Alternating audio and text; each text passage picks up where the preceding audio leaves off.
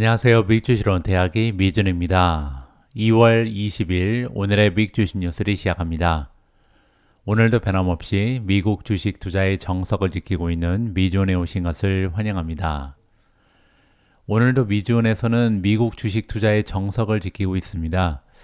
그런데 어제 미국 증시도 문을 닫았고요. 또 미국의 대부분의 미디어가 일을 하지 않았더라고요. 그래서 새로운 기사를 열심히 검색을 했는데 여러분들과 공유해 드릴 만한 참신한 기사들을 많이 발견하지 못했습니다.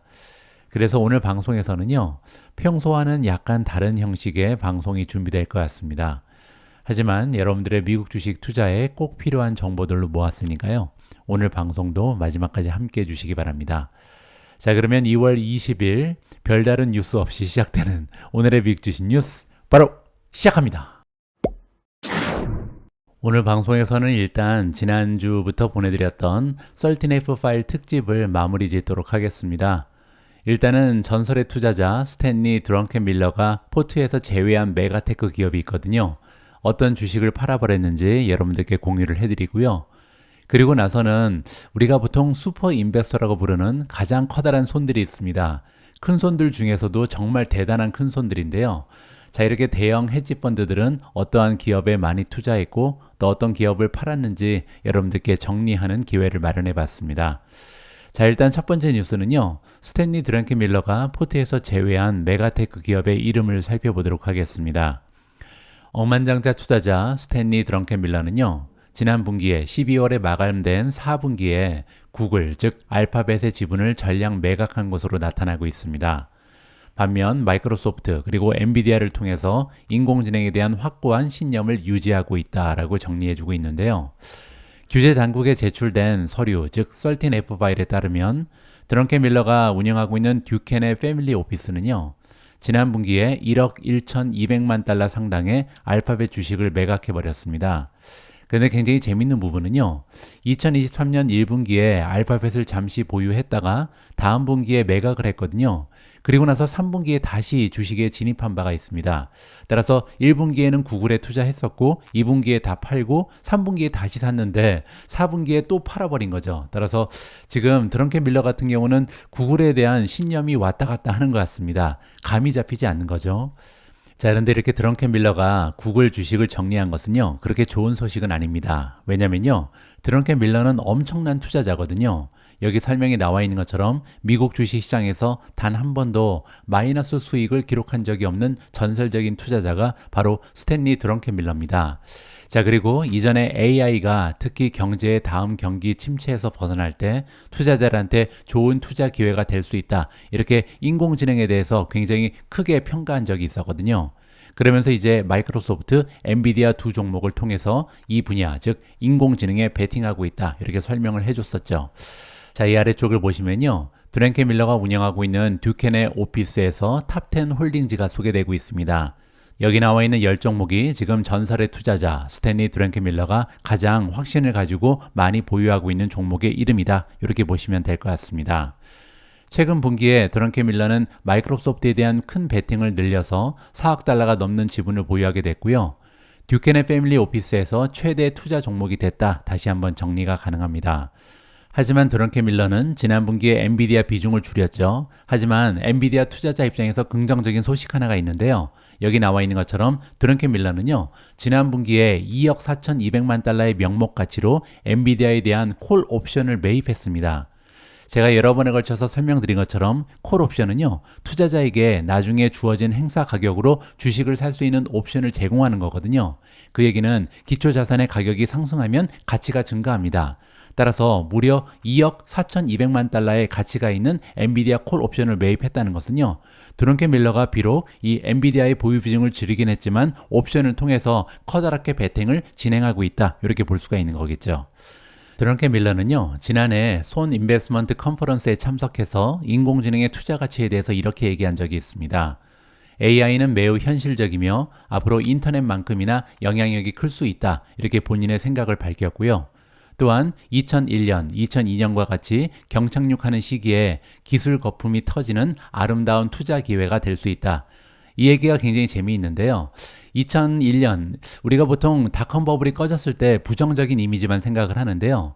2000년에 닷컴 버블이 꺼지기 전에 1995년부터 2000년대까지 엄청나게 주가가 많이 상승했습니다. 그렇기 때문에 이 인터넷 버블이 형성되고 닷컴 버블이 꺼졌다, 이렇게 우리가 묘사를 하는 거잖아요. 그 얘기는 만약에 지금 현재 인공지능으로 인해서 버블이 생기는데 버블 형성의 초기 단계라면요, 우리 투자자 입장에서는 더할 나위 없는 최고의 투자 기회가 찾아왔다, 이렇게 긍정적으로 해석이 가능합니다. 지금 현재 스탠리 드렁켄밀러는 아름다운 기회가 찾아왔다, 이렇게 지금 긍정적으로 평가를 하고 있는 것 같습니다. 자, 그리고 지난 4분기 동안 드렁켄밀러는요, 다른 여러 주식에도 적은 지분을 추가한 바가 있는데요, 대표적으로 관심을 가질 만한 종목은 아리스타 네트워크, 이 종목 역시도 인공지능 수혜주다, 이렇게 제가 말씀드린 적이 있죠. 그리고 또 한 종목 마벨 테크놀로지, 이러한 종목에 지금 한 번도 마이너스 수익을 기록한 적이 없는 드렁켄밀러가 관심을 가지고 투자하고 있다, 이렇게 보시면 될 것 같습니다. 오늘 방송에서는요, 우리가 흔히 스마트 머니라고 부르는 헤지 펀드들의 투자 현황을 정리해 보도록 하겠습니다. 일단 첫 번째로 화면에 나와 있는 리스트는요, 4분기에 슈퍼 인베스터들이 가장 많이 매수한 종목입니다. 슈퍼 인베스터가 뭐냐면요, 헤지 펀드들 중에서 가장 투자 자금의 규모가 커다란 큰 손들이다, 이렇게 보시면 될 것 같고요. 전체 헤지 펀드들 중에 80곳만 모아서 리스트를 작성했다, 이렇게 보시면 됩니다. 공동 1위가 나오는데요, 총 80곳 중에서 8곳의 슈퍼 인베스터들이 투자한 종목이 두 가지가 있습니다. 첫 번째는 마이크로소프트고요, 두 번째는 알파벳입니다. 알파벳은 주식이 두 종류가 있잖아요. 하나는 GOOGL, 두 번째는 GOOG가 있는데요. GOOGL은 투표를 할 수 있는 의결권이 주어집니다. 따라서 GOOGL에 더 많은 자금이 몰렸다, 이렇게 보시면 될 것 같고요. 세 번째로 인기가 많았던 종목은 아마존입니다.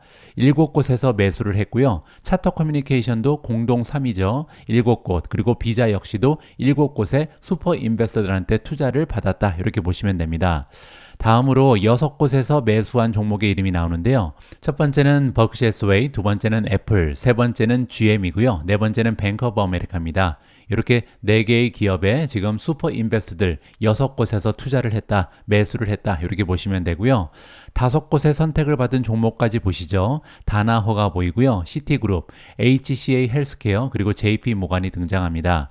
뭐 그 밖에도 월트 디즈니는 4곳에서 매수를 했고요. 오라클도 4곳, 밑으로 조금 더 내려오시면 GE가 4곳이고요. 디어도 보입니다. 디어도 4곳이고요. TSMC 역시도 4곳의 슈퍼 인베스트들이 이번에 매수를 진행했다, 이렇게 보시면 되겠죠. 자, 이번에는 범위를 좀 넓혀 보도록 하겠습니다. 앞에서는 우리가 큰손이라고 부르는 슈퍼 인베스터들의 투자 현황만 살펴봤는데요. 이번에는 모든 헤지 펀드들을 합쳤을 때 과연 어떠한 종목이 가장 인기가 있었는지, 가장 많이 매수된 종목의 리스트를 보도록 하겠습니다. 한 가지 차이점이 있는데요. 이번에는 투자한 주식 기관의 숫자가 아니라 토탈 밸류, 즉 투자 자금의 규모를 가지고 랭킹이 구성됐다, 이렇게 보시면 됩니다. 가장 많은 금액이 이번에 매수된 종목은 마이크로소프트고요. 무려 25.53 빌리언이 추가적으로 매수가 됐습니다. 2위는 스파입니다. ETF죠. S&P 500을 추종하는 ETF가 18.64 빌리언이 매수가 되면서 2위를 차지했고요. 3위는 아마존입니다. 16.71 빌리언, 4위는 애플이고요. 5위를 보시면 ETF가 또 나옵니다. QQQ죠. QQQ는 여러분들 잘 알고 계신 것처럼 나스닥 100을 추종하는 ETF다, 이렇게 보시면 되고요. 6위는 브로드컴이 차지했고요. 7위 역시도 IVV, 스파이랑 같은 거죠. 결국 S&P 500을 추종하는 ETF가 다시 랭킹에 등장을 했고요. 엔비디아가 나옵니다. 엔비디아가 12.12 빌리언이고요. 그 밑에 우버가 10.56 빌리언, 메타 플랫폼즈가 10.4 빌리언이고요. 자, GOOGL, 알파벳이 8.38 빌리언입니다. 따라서 슈퍼 인베스터에 비해서 전체적인 헤지펀드의 투자 금액을 보니까 알파벳의 순위가 많이 떨어졌다, 이 부분을 우리가 확인해 볼 수가 있는 거죠. AMD가 나옵니다. 7.28 빌리언, 그리고 조금 더 내려가 보죠. 테슬라가 5.64 빌리언으로 뭐 10위 안에는 들지 못하지만 그래도 양호한 순위를 지켜내고 있고요. 인텔이 4.81 빌리언, 뭐 이러한 종목들이 지금 가장 많이 헤지펀드들이 지난 분기에 매수한 종목이다, 이렇게 보시면 될 것 같습니다. 다음은 스마트 머니의 매도 현황입니다. 일단 80곳의 슈퍼 인베스터들이 가장 많이 매도한 종목의 리스트를 살펴볼 텐데요. 한 가지 말씀드리고 싶은 부분은요, 하락장이 아니라 지금처럼 굉장히 좋은 상승장에서는요, 주식을 매도했다고 해서 무조건 전망이 어두워졌다, 이렇게 해석하기엔 조금 무리가 있습니다. 왜냐면 지난 한 3개월, 6개월, 1년 동안 주가가 엄청나게 많이 올라간 종목이 많잖아요. 따라서 어느 정도는 수익 실현을 한 물량이 많이 몰렸다, 이렇게 보는 것도 적절한 해석이 될 것 같습니다. 가장 위에를 보시면 마이크로소프트가 보이는데요. 총 22곳에서 매도를 했습니다. 80곳 중에 22곳이면 굉장히 많은 숫자죠. 그리고 그만큼 마이크로소프트의 주가 상승률이 굉장히 좋았다, 이렇게도 해석이 가능한 거죠. 두 번째를 보시면 알파벳인데요. 총 20곳에서 이번에 매도를 진행했고요. 세 번째는 메타입니다. 18곳, 그리고 알파벳이 다시 한번 나옵니다. GOOG죠. GOOG 역시도 18곳에서 매도를 진행했다. 따라서 이번 분기에 알파벳을 두 개를 합치면요, 20 더하기 18이니까 38이죠. 따라서 굉장히 많은 슈퍼 인베스터들이 알파벳 주식을 정리한 것으로 우리가 파악을 해볼 수가 있고요. 다섯 번째는 아마존입니다. 13곳에서 매도를 진행했고요. 6위는 비자 12곳, 그리고 유나이티드 헬스그룹 역시도 12곳에 슈퍼 인베스터들이 매도를 진행했습니다. 그 밖에 밑에 보시면요, 웰스파고, 마스터카드, 어도비도 보이고요. 그리고 부킹홀딩즈, TSMC 역시도 7곳에서 매도를 했죠. 애플이 등장합니다. 7곳에서 매도를 했고요. 펩시, 그리고 우버 역시 6곳에서 매도를 진행한 것으로 파악이 가능합니다. 자, 다음에는요, 80곳의 슈퍼 인베스터 뿐만 아니라 대부분의 헤지 펀드들을 다 포함했을 때 과연 어떠한 종목을 가장 많이 팔았는지, 이거 역시도 금액을 기준으로 랭킹을 살펴보도록 하겠습니다. 1위는 역시 마이크로소프트입니다. 따라서 지난 분기에 헤지 펀드들이 가장 많이 산 종목 역시도 마이크로소프트, 판 종목도 마이크로소프트다, 이렇게 보시면 되겠죠. 자, 2위는 엔비디아입니다. 12.49 빌리언인데요. 따라서 엔비디아는 주가의 상승률이 가장 좋았기 때문에 이렇게 많은 기관에서 정리를 했다, 이렇게도 볼 수가 있는 거죠. 세 번째는 스파이고요. 네 번째는 애플, 다섯 번째 메타 플랫폼즈, 여섯 번째 알파벳, 그리고 일곱 번째 아마존, 그리고 아홉 번째를 보시면 GOOG, 알파벳이 다시 한번 등장합니다. 뭐 그 밖에도 비자라든지 우버, 어도비, 넷플릭스 같은 종목을 헤지 펀드에서 가장 많이 매도했다, 이렇게 보시면 될 것 같고요. 자, 다음으로 넘어갑니다.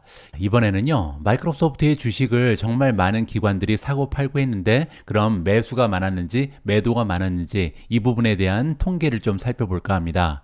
자, 여기 나와 있는 것처럼 전체적으로 마이크로소프트의 주식을 들고 있는 헤지펀드의 수인데요. 지난 분기에는 965곳에서 이번에는 929곳으로 줄었습니다. 따라서 3.7% 정도 지난 분기에 비해서 마이크로소프트를 보유하고 있는 헤지펀드의 숫자가 줄었다, 이렇게 보시면 될 것 같고요. 두 번째로 빅스테이크, 5% 이상의 자금을 마이크로소프트에 투자하고 있는 기관의 수인데요. 지난 분기 그리고 이번 분기 변화가 없습니다. 총 267곳의 헤지펀드가 마이크로소프트의 주식에 5% 이상의 자금을 넣어놓고 있다, 이렇게 보시면 됩니다. 자, 그리고 그림으로 표시된 부분은 좀 차이가 많이 나는데요. 지난 분기 같은 경우는 477곳에서 주식을 팔았고요. 445곳에서 주식을 매수했습니다. 따라서 거의 비슷했었죠. 자, 그런데 이번에 보시면 총 539곳에서는 주식을 매도한 반면 352곳에서 매수를 했거든요. 따라서 전반적으로 매도한 기관의 숫자가 매수한 기관의 숫자보다 53%나 더 많았다, 부정적인 부분을 살펴볼 수가 있습니다. 자, 그리고 한 가지만 더 보시죠. 탑 20 안에 마이크로소프트가 들어가 있는 포트폴리오의 수인데요. 총 740에서 716으로 3.24% 줄었습니다. 따라서 전반적으로 지금 헤지펀드들은 마이크로소프트에 대한 투자를 조금씩 줄여나갔다, 이렇게 우리가 정리가 가능할 것 같습니다. 마지막으로 리스트를 하나 더 보실 텐데요. 이번에는 지난 분기의 매수, 매도 현황과 관계없이 4분기 말 기준으로 했을 때 가장 많은 슈퍼 인베스터들이 보유하고 있는 종목의 순입니다. 이번에도 총 80곳의 슈퍼 인베스터들이 기준이다, 이렇게 보시면 되고요. 가장 위쪽을 보시면 알파벳이 등장하는데요. 독보적으로 1위입니다. 왜냐면 3위에도 알파벳이 나오거든요. GOGL 그리고 GOG 두 종목을 합쳤을 때 지금 현재 33 더하기 26은 59잖아요. 따라서 2위인 마이크로소프트에 비해서 현저히 높은 수치가 기록이 됩니다. 따라서 지금 현재 슈퍼 인베스터들이 가장 많이 보유하고 있는 종목은 알파벳이다, 이렇게 보실 수가 있겠죠. 2위는 마이크로소프트 31곳이 보유를 하고 있고요. 4위는 메타입니다. 메타 역시도 80곳 중에 25곳이니까 지금 현재 인기가 굉장히 많은 주식 중에 하나다. 이렇게 볼 수가 있고요. 아마존은 한 곳이 적습니다. 24곳의 선택을 받았고요. 비자 역시도 23곳의 슈퍼 인베스터가 투자를 진행하고 있습니다. 그 밑을 보시면 버크셔 해서웨이가 19곳이고요. 마스터카드가 17, 웰스파고가 17곳의 보유 현황을 보이고 있습니다. 그 밖에도 밑으로 좀 보시면요. 애플이 나옵니다. 14곳이죠. 타이완 세미컨덕터가 14곳, 그리고 월트 디즈니 12곳, 알리바바가 12곳의 슈퍼 인베스터로부터 보유 현황을 보이고 있다. 이렇게 보시면 됩니다. 저는 여기에서 알리바바라든지 아니면 TSMC에 좀 관심이 가는데요. 왜냐하면 슈퍼 인베스터들한테 가장 중요한 것은요. 리스크 관리입니다. 왜냐하면 엄청나게 커다란 자금을 운용하고 있기 때문에 대부분의 종목이 다 안전한 종목에 베팅을 하게 돼 있거든요. 그렇기 때문에 이런 리스트를 보시면 테슬라를 찾아볼 수가 없는 거죠. 비교적 리스크가 커다란 종목에는 투자를 잘 하지 않는 것이 슈퍼 인베스터들의 특징이다. 이렇게 보시면 되는데요. 그 얘기는 역설적으로 TSMC라든지 어떻게 보면 알리바바 같은 종목도 우리가 생각하는 것보다 슈퍼 인베스터들은 비교적 리스크가 적다. 이렇게 지금 판단한다는 거죠. 따라서 타이완 세미컨덕터, TSMC의 지정학적인 리스크, 그리고 알리바바 가지고 있는 중국의 리스크에 대해서 헤지펀드들, 특히 슈퍼 인베스터들은요, 생각보다 많이 우려를 하고 있지 않다. 이렇게까지도 예측이 가능할 것 같습니다. 자, 마지막으로 하나만 더 보여드리도록 하겠습니다. 지난 분기 12월 말 기준으로 했을 때 가장 많은 슈퍼 인베스터들이 보유하고 있는 종목이 구글이었잖아요. 자, 그러면 슈퍼 인베스터들 말고 전체적인 헤지펀드들은 지금 현재 구글에 대해서 어떻게 평가하고 있는지 이들의 매매 현황을 정리해 보도록 하겠습니다. 자, 보시는 것처럼 3분기 말에는요, 전체적으로 822곳의 헤지펀드가 구글을 들고 있었습니다. 그런데 4분기 말을 보시면요, 784곳으로 줄었죠. 따라서 4.62% 지금 줄은 현황을 보이고 있다. 이렇게 부정적으로 해석이 가능하겠죠. 자, 그리고 그 밑에 보시면요, 빅스테이크는 더 많이 줄었습니다. 보시면 3분기 말에는요, 총 99곳의 헤지펀드가 5% 이상의 자금을 구글에 투자하고 있었는데요. 자, 지난 분기에는 4분기 말을 기준으로 했을 때 23.23%나 줄었습니다. 따라서 많은 자금을 넣어놨던 헤지펀드가 지금 구글에 투자를 포기하고 있다는 것을 여기서 우리가 확인해 볼 수가 있는 거죠. 자, 그리고 중간에 나와 있는 그림을 보시면요, 지난 분기에 이어서 4분기 말을 기준으로 해도 구글의 주식을 매도한 기관의 수가 매수한 기관의 수보다 훨씬 많았습니다. 그리고 이러한 매도세가 점점 더 강화되고 있잖아요. 3분기에는 18.7% 정도 차이가 났습니다. 그런데 4분기를 기준으로 하면요, 매도한 기관의 수가 매수한 기관의 수보다 24.48%나 더 많았습니다. 따라서 점점 더 많은 헤지펀드들이 구글의 주식을 팔고 있다. 이렇게 볼 수가 있겠죠. 자, 하나만 더 보시죠. 투자 비중으로 봤을 때 탑 20 안에 구글을 담고 있는 기관의 수인데요. 지난 분기에는 474곳, 이번에는 435곳으로 줄었습니다. 따라서 8.23%나 감소를 한 거죠. 따라서 점점 더 많은 헤지펀드들이 구글에 대한 투자를 줄이고 있다. 이렇게 우리가 정리를 해볼 수가 있을 것 같습니다. 앞에서 살펴봤던 분석 내용에 따르면요, 지난 분기에 마이크로소프트의 주식을 매수한 기관의 수보다 매도한 기관의 수가 무려 50% 이상이나 더 많았습니다. 전체적인 헤지펀드의 매매 현황을 봤을 때 그렇다는 거죠. 하지만 저는 개인적으로 이러한 현상이 발생하는 이유는요, 마이크로소프트에 대한 전망이 악화됐다 이렇게 보기보다는 그만큼 주가의 상승이 도드라졌기 때문에 이익 실현을 한 기관들이 많이 있다 이렇게 해석을 하고 있습니다. 자, 이번에는 마이크로소프트의 또 다른 확장 소식을 여러분들께 전달해 드릴 수 있도록 하겠습니다. 마이크로소프트가 유럽 진출을 활발하게 진행하고 있는데요, 이번에는 스페인입니다. 스페인에 무려 21억 달러를 투자하면서 AI 인프라를 확장한다는 반가운 소식이 전달되고 있습니다. 짧은 기사니까 빨리 한번 읽어보시죠. 미국 소프트웨어 대기업 마이크로소프트가 향후 2년간 21억 달러를 투자하면서 스페인의 인공지능 클라우드 인프라를 확장할 계획이라고 마이크로소프트의 부회장 겸 사장인 브래드 스미스가 소셜미디어 X에서 밝혔습니다. 자, 그런데 이는 향후 2년에 걸쳐서 독일에 32억 유로를 투자한다는 발표가 이은 조치다. 따라서 얼마 전에 이제 독일 진출에 대한 뉴스가 들려왔는데요, 정말 활발하게 유럽 쪽에 진출을 계획하고 있는 것이 마이크로소프트다. 이렇게 우리가 확인이 가능한 거죠. 이 부분은 굉장히 긍정적입니다. 왜냐면요, 미국 쪽에 비해서 사실 유럽 쪽은 IT 쪽에 이 발전 현황이 굉장히 뒤처져 있거든요. 따라서 클라우드 쪽의 전환도 굉장히 느리고요. 더욱이 인공지능 쪽은 한참 뒤떨어져 있는 상황입니다. 따라서 그 얘기는요, 가까운 미래에 이러한 잠재력이 폭발할 가능성이 있는 시장이다. 이렇게 긍정적으로 해석이 가능한 거죠. 따라서 다른 기업에 비해서 활발하게 유럽 쪽에 진출을 꾀하고 있는 마이크로소프트의 모습은 긍정적으로 해석이 가능합니다. 자, 스미스 사장에 따르면요, 이번 투자는 단순한 데이터 센터 건설을 넘어서 스페인과 스페인의 보안, 정부, 기업, 국민, 디지털 전환에 대한 37년간의 우리의 노력을 보여주는 증거다라고 얘기합니다. 이 얘기는요, 하루아침에 이루어진 게 아니라는 거죠. 그만큼 굉장히 오랜 시간 동안 스페인과의 관계를 구축하기 위해서 노력을 해왔고, 이제 거기에서 열매를 맺고 있다. 이렇게 해석이 가능할 것 같습니다. 자, 아무튼 인공지능 시대가 점점 가속화되고 있는데요. 유럽 쪽도 빨리 미국 쪽처럼 인공지능의 여파를 타고 계속해서 발전하는 모습을 보여줬으면 좋겠습니다. 앞에서 살펴봤던 헤지펀드들의 매수 현황에 따르면요, 투자 금액, 매수 금액 기준으로 했을 때 가장 많이 매수된 종목 중에 하나는 우버였습니다. 그만큼 최근에 적자를 벗어나서 흑자로 전환하고 또 S&P 500에 편입이 되면서 많은 기관 투자자들의 관심을 받고 있다. 이렇게 긍정적으로 해석이 가능한데요. 우버 관련해서 긍정적인 뉴스가 하나 더 보도가 되고 있습니다. 우버의 최대 리스크가 유럽에서 사라지고 있다는 기사 내용인데요. 구체적인 내용을 한번 읽어보시도록 하겠습니다. 프랑스와 다른 3개국이 이미 물 건너간 정치 협상에 대한 표결에서 기권을 하면서 우버, 딜리버루, 그리고 기타 온라인 플랫폼에서 일하고 있는 긱 근로자에게 더 많은 사회권, 그리고 노동권을 부여하려는 유럽의 시도가 두 번째로 실패했다라는 소식입니다. 첫 번째도 실패했는데 다시 한번 실패했다는 거죠. 그리고 이번에 최종 합의안을 승인해야 되는 유럽 의회가요, 6월 달에 선거를 앞두고 있습니다. 그 얘기는 이제 임기가 마무리되는 상황이라는 거죠. 다시 얘기해서 조만간 세 번째 시도를 하기에는 굉장히 어려운 상황이다. 따라서 시간이 훨씬 더 많이 걸릴 수 있다. 다시 한번 시도하기에는 무리가 있다. 이렇게 보는 거죠.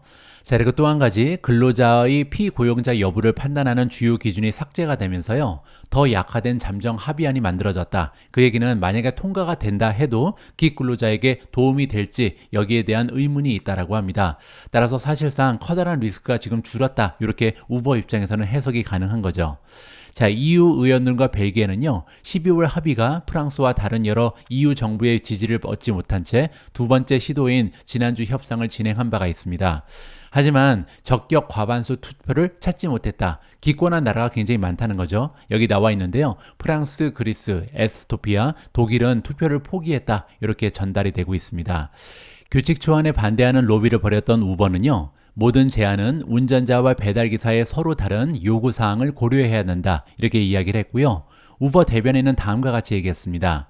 가장 분명한 것은 EU 차원의 모든 규칙이 플랫폼 근로자들이 선호하는 독립성을 유지하면서 그러면서 이제 그들을 보호해야 된다. 이렇게 얘기를 했거든요. 자, 이 얘기가 뭐냐면 우버가 이제 자체적으로 진행한 설문조사 결과가 있는데요. 이 결과에 따르면 물론 이제 이 근로자의 권리를 찾고 싶어하는 운전자들도 꽤 많이 있습니다. 하지만 대다수의 운전자 그리고 배달기사들은요, 독립성을 원한다는 거죠. 이 얘기는 뭐냐면 내가 원하는 시간에 원할 때만 일을 하는 이런 프리랜서로 계약을 체결하고 싶어하는 것이 대다수다. 이렇게 지금 우버는 주장을 하고 있습니다.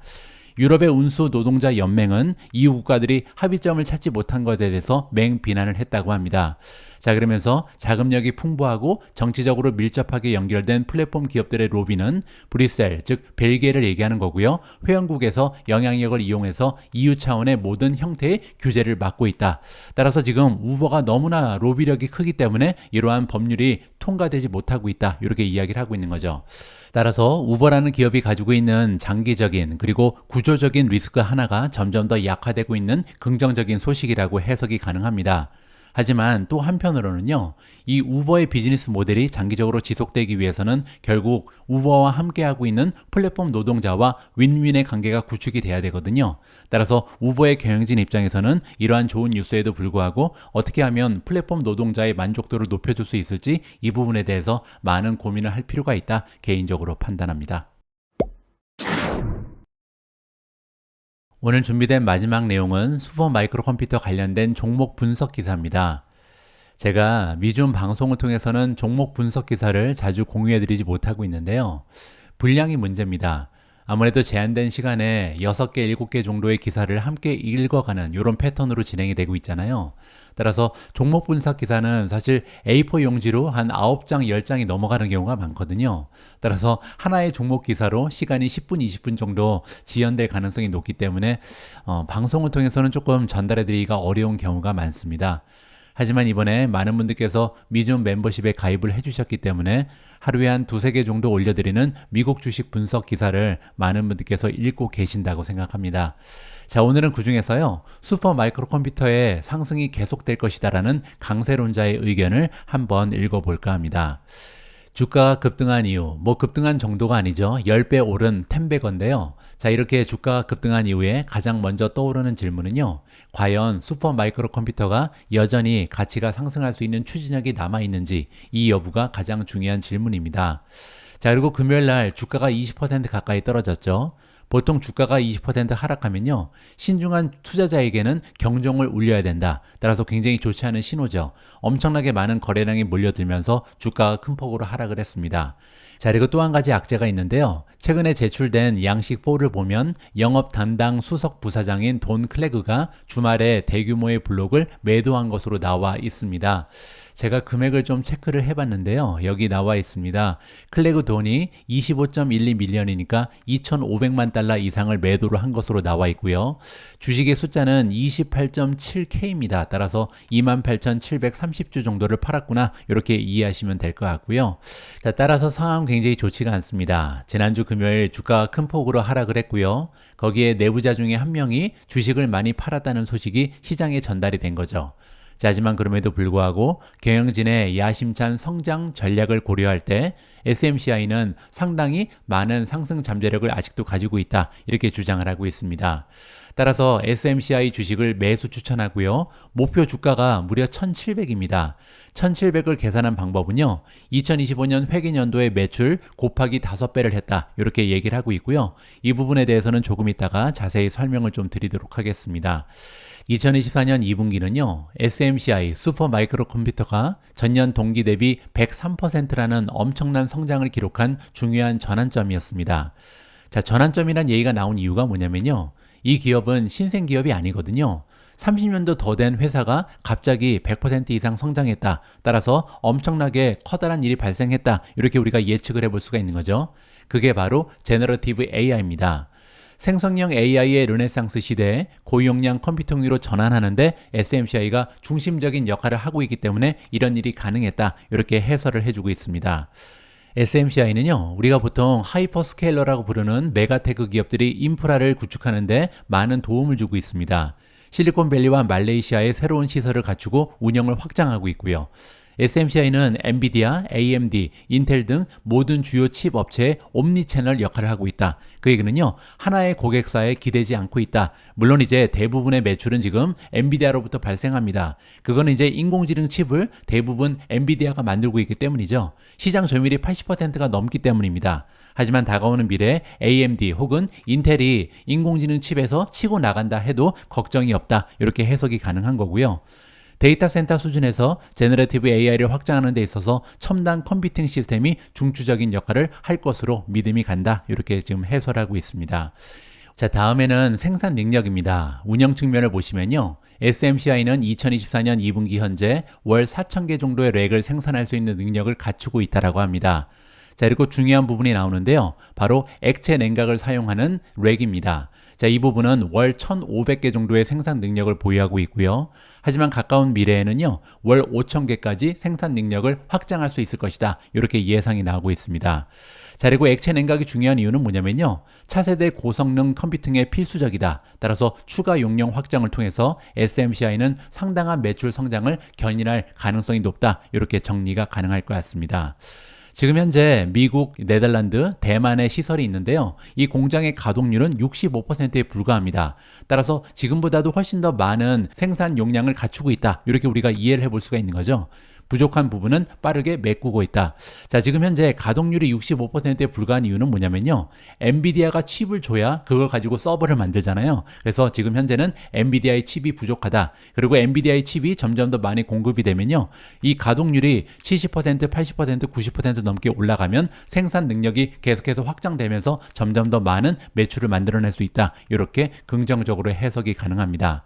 자, 그리고 또한 새로운 실리콘밸리 시설 그리고 말레이시아에 새로운 공장을 짓고 있거든요. 따라서 적극적으로 용량을 확장하고 있는 기업이 바로 SMCI다. 이렇게 볼 수가 있겠죠. 자, 아시아 퍼시픽 시설의 용량을 두세 배로 늘려서 회사의 확장 문제에 저비용, 대량 솔루션을 제공할 예정이다라고 이해가 가능하고요.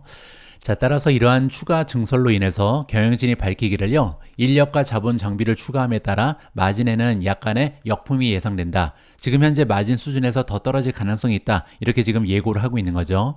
따라서 앞으로 한 분기, 두 분기 정도는요, 더 마이너스 잉여 현금 흐름이 발생할 수 있다. 이렇게 밝히고 있습니다. 사실 슈퍼 마이크로 컴퓨터는요, 지난 분기에도 이 자본 흐름은 마이너스였습니다. 현금 흐름이 지금 현재 마이너스를 보이고 있다. 그만큼 자본 지출을 많이 하고 있는 성장 단계다. 이렇게 긍정적으로도 의역이 가능한 거고요. 경영진은 이러한 새로운 시설을 통해서 연간 매출 목표인 250억 달러를 달성할 수 있다. 이렇게 예상이 나오고 있습니다. 따라서 단기적으로는 마진의 역풍이 불겠지만 시설이 구축되고 운영되면요, SMCI는 통합 솔루션에 대한 시장 수요를 충족시킬 수 있는 더 나은 위치에 서게 된다. 따라서 규모의 경제를 만들어내면서 점점 더 마진도 나중에 향상할 가능성이 있다. 이렇게 희망적인 메시지를 전달하고 있습니다. 자, 물론 리스크는 존재합니다. 슈퍼마이크로에 대한 낙관론에도 불구하고 투자 포지션을 구축하기 전에, 매수하기 전에 고려해야 할 몇 가지 리스크가 있는데요. 일단 첫 번째는 대만과 중국 간의 지정학적인 리스크다. 자, 이 리스크가 고조되고 있으며 긴장이 고조될 경우 SMCI 생산에 영향을 미칠 가능성이 있다. 이거는 단순히 SMCI의 문제가 아니죠. 전체 반도체 산업에 골고루 분산되는 문제다. 이렇게 보시면 될 것 같고요. 자, 2023년 회계연도의 전체 매출의 14.7%가 아시아에서 발생했다고 합니다. 따라서 지금 현재 매출의 집중도는 미국에 몰려있다. 이 부분도 굉장히 좋은 부분이고요. 따라서 리스크는 가능성이 낮다. 하지만 투자 결정을 할 때 고려해야 되는 잠재적인 리스크다. 이 정도로 이해하시면 됩니다.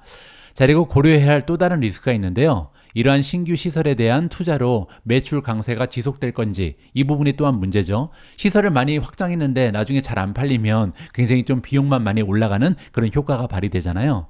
나중에 혹시 AI 규제가 강화되고 인프라 수요가 갑자기 줄어들게 된다면, 그렇게 되면 SMCI는 과잉 생산 능력으로 불리한 입장에 처할 수 있다. 이게 두 번째 리스크라고 볼 수가 있고요. 자, 하지만 긍정적인 부분은요, TSMC가 엔비디아의 성장을 지원하기 위해서 칩 패키징 공정, 코어스의 생산 능력을 2배로 늘리고 있는 중입니다. 따라서 SMCI 인프라 수요에 긍정적인 신호가 될 수 있다라고 해석을 해볼 수가 있고요. 자, 다음에는 밸류에이션 문제인데요. 쉽지가 않습니다. 왜냐하면 여기 나와 있는 것처럼 오래된 IT 인프라 기업 집단은 SMCI 높은 거래 배수를 정당화하지 못한다. 왜냐하면 지금 현재 성장률이 너무나 가속화되고 있는 기업인데 오래된 기업과 비교하기는 조금 억울한 면이 있죠. 따라서 SMCI는요, 이러한 전통적인 IT 인프라 기업과 비교하면 너무나 비싼 상태다. 이렇게 인정을 하고 있고요. 현재 SMCI 밸류에이션은 매출 대비 5배가 더 적절하다고 생각한다. 따라서 이 글을 쓴 애널리스트는요, 지금 현재 매출 대비해서 한 5배 정도의 밸류에이션을 받을 자격이 있다. 이렇게 얘기하는 거고요. 그리고 지금부터 2025년 회계연도까지 112% 정도 매출이 추가적으로 상승할 잠재력을 가지고 있다. 이렇게 얘기합니다. 자, 이렇게 되면요, 2025년이 됐을 때 만들어낼 매출을 우리 예상을 해보고요. 거기에다가 5배를 곱하면요, 주당 1,700달러까지 가능하다. 이러한 계산이 나오게 되거든요. 따라서 이 글을 쓴 강세론자의 의견에 따르면요, 앞으로도 SMCI 주가는 100% 이상 추가적인 상승이 가능하다. 이렇게 정리가 가능합니다. 자, 이 부분에 대해서는 제가 개인적인 의견을 좀 보여드리고 싶은데요. 자, 일단 5개의 종목을 비교해 보도록 하겠습니다. SMCI가 가장 왼쪽에 있고요. 그 옆에 보시면 델 컴퓨터 그리고 HPE가 있는데요. 이 두 기업이 지금 가장 직접적인 경쟁 기업이다. 이렇게 보시면 됩니다. 자, 그 밖에도 수치적인 분석을 위해서 엔텔, 마지막으로 엔비디아를 삽입해 놨고요. 자, 5종목의 수치적 분석을 통해서 지금 현재 SMCI 밸류에이션이 적당한지 이 부분에 대한 진단을 해보도록 하겠습니다. 자, 일단 첫 번째로 우리가 밸류에이션 중에서도 PS 레이쇼를 봐야 될 것 같은데요. 그 이유는 앞에 살펴봤던 글에서 지금 현재 내년에 만들어낼 수 있는 매출에 비해서 5배를 받을 자격이 있다, 이렇게 진단을 했잖아요. 자, 따라서 SMCI의 PS 레이쇼가 지금 현재 얼마나 되는지 확인을 해 보시죠. 자, 여기 나와 있습니다. PS 레이쇼는요 4.63입니다. 그 얘기는요, 과거 1년 동안 SMCI가 만들어낸 매출에 비해서 시가총액이 4.6배 올라가 있다, 이렇게 진단이 가능하죠. 자, 그런데 앞으로 2025년 회계년도까지 SMCI 매출은요 100% 이상 추가적으로 상승할 가능성이 있습니다. 자, 그리고 밸류에이션 역시도 4.6에서 5.0으로 올라갈 가능성이 있죠. 그렇기 때문에 SMCI 주가가 앞으로도 100% 이상 추가적인 상승이 가능하다, 이런 논리가 나오게 되는 거거든요. 자, 그런데 이 4.6을 다른 기업과 비교하면요 조금 어려운 부분이 있습니다. 일단 델을 보시면 0.67이고요. HPE는요 0.67, 마지막으로 인텔 같은 경우도 3.36에 불과합니다. 따라서 다른 기업에 비해서 PS 레이쇼가 낮은 편이 아니죠. 자, 하지만 한 가지 반가운 소식은요, 엔비디아를 보시면 40배입니다. 엔비디아는 지금 1년에 만들어내는 매출에 비해서 시가총액이 40배 정도 올라가 있는 거죠. 자, 이렇게 차이가 나는 이유를 바로 설명을 드리도록 하겠습니다. 제가 볼 때는요, SMCI의 예상 주가는요 PS 레이쇼를 가지고 계산하기에는 너무나 어려운 점이 있습니다. 자, 이렇게 비교를 해봐도 굉장히 차이가 많이 나잖아요. 그 이유는 뭐냐면 수익률 때문입니다. 자, 밑으로 내려가면 수익률이 나오는데요, 현재 SMCI 같은 경우는 총 수익이 16.39%라는 비교적 낮은 마진을 가지고 있습니다. 자, 반면 경쟁 기업을 보시면요, 델은 23.3, HP는 35.1, 인텔은 40%가 넘고요. 마지막으로 엔비디아의 총 마진은요 69.85거든요. 따라서 엔비디아 같은 종목과 SMCI를 PS 레이쇼로 비교하는 것은 말이 되지가 않죠. 자, 따라서 가장 중요한 거는 순이익 가지고 PER을 보는 것이 더 현명한 측정이 되지 않을까 개인적으로 판단합니다. 자, 참고로 넷 인컴 마진, 순이익 마진을 보시면요, SMCI는 7.9, 델은 2.9, HP는 6.95고요. 인텔은 3.11, 그리고 엔비디아는 42%입니다. 자, 이렇게 순이익 마진이 높기 때문에 PS 레이쇼가 굉장히 높게 형성이 돼 있었던 거죠. 따라서 이러한 프로피터빌리티의 차이가 굉장히 현저하기 때문에 사실 PS 레이쇼보다는 PE 레이쇼를 보는 것이 더 현명하다, 이렇게 결론을 내볼 수가 있습니다. 자, 다시 PE 레이쇼를 보시죠. TTM 그리고 포워드가 있는데요, 포워드가 더 중요하겠죠. 앞으로 다가오는 1년 동안 만들어낼 것으로 기대되는 순이익에 비해서 몇 배 정도 시가총액이 올라가 있는가, 이 부분을 비교해 보면요, SMCI가 40배고요, 델이 22배, HP는 9.1에 불과하고요, 인텔은 67, 그리고 엔비디아는 64입니다. 자, 이렇게 PE 레이쇼만 보면요, 사실 델이나 SPE에 비해서 SMCI의 밸류에이션이 너무나 많이 올라가 있는 것이 아닌가, 이렇게 우려를 해볼 수가 있거든요. 하지만 여기에 성장률을 넣어야 됩니다. 성장률이 굉장히 높다면 높은 밸류에이션이 용납이 된다, 이 부분에 대해서 여러 번 말씀을 드렸잖아요. 자, 따라서 성장률을 체크를 해보면요, SMCI는 앞으로 다가오는 1년 동안 매출이 56% 올라갈 것으로 기대가 되고 있고요, 델은 마이너스 2.9, HP는 플러스 2.39, 인텔은 거의 변화가 없고요, 엔비디아도 51.8%나 매출이 성장할 것으로 기대가 됩니다. 따라서 이 두 기업, SMCI랑 엔비디아 같은 경우는요, 다른 기업에 비해서 훨씬 더 높은 PER을 받을 자격이 있는 거죠. 자, 그래서 다시 우리가 PEG로 가야겠죠. 자, 여기에 있습니다. PEG를 포워드로 보시면요, 지금 현재 SMCI는 0.76, 델은 1.2, 그리고 HP는 3.0이고요, 인텔은 1.28, 그리고 엔비디아는 1.38입니다. 갑자기 성장률을 고려하니까 SMCI가 가장 저렴한 종목이 돼버렸잖아요. 자, 따라서 지금 현재 우리가 SMCI라는 종목을 분석하고 또 밸류에이션을 측정하기 위해서는요, 성장률이 계속 유지될 수 있는가, 이 부분이 가장 중요합니다. 따라서 다가오는 미래에도 어닝 실적을 발표할 때 가이던스가 어느 정도의 성장을 암시하고 있는지, 이 부분에 초점을 맞춰서 투자 전략을 조절하는 것이 가장 중요하다, 개인적으로 판단합니다. 자, 그리고 단기적으로 저희 지극히 개인적인 투자 계획을 잠깐 공유드리면요, 저는 수요일날 엔비디아가 어닝을 발표하고 나서 엄청난 가이던스를 발표하지 못하면요, 주가가 큰 폭으로 떨어지면서 SMCI가 동반 하락할 가능성이 높다, 이렇게 생각을 합니다. 따라서 어느 정도 해증이 필요하죠. 그리고 또 한 가지, 만약에 엔비디아의 주가가 큰 폭으로 떨어진다면 더할 나위 없는 줍줍의 기회가 찾아오는 거잖아요. 따라서 저는요, 지금까지 10배 이상 올라간 SMCI 주식을 일부 매도해서 현금으로 좀 확보를 할 계획에 있습니다. 그리고 만약에 엔비디아의 주가가 떨어진다면 엔비디아를 줍줍할 수 있는 자금으로 활용할 이런 계획을 가지고 있고요. 물론 이제 엔비디아가 무시무시한 가이던스를 발표하면서 주가가 급등하게 되면요, 남아있는 주식이 급상승을 할 가능성이 높기 때문에 이래도 좋고 저래도 좋은 그런 상황이 연출될 수 있을 것 같습니다. 2월 20일 오늘의 미국 주식 뉴스는 여기까지입니다. 오늘은 평소와는 조금 다른 형식의 방송을 꾸며봤는데요. 여러분들 투자 활동에 작은아마 도움이 되었으면 합니다. 내일부터는 다시 정상적인 오늘의 미국 주식 뉴스로 인사드릴 수 있을 것 같습니다. 우리 모두가 미국 주식 투자로 은퇴하는 그날까지 다 함께 화이팅입니다. 행복한 하루 되세요. 감사합니다.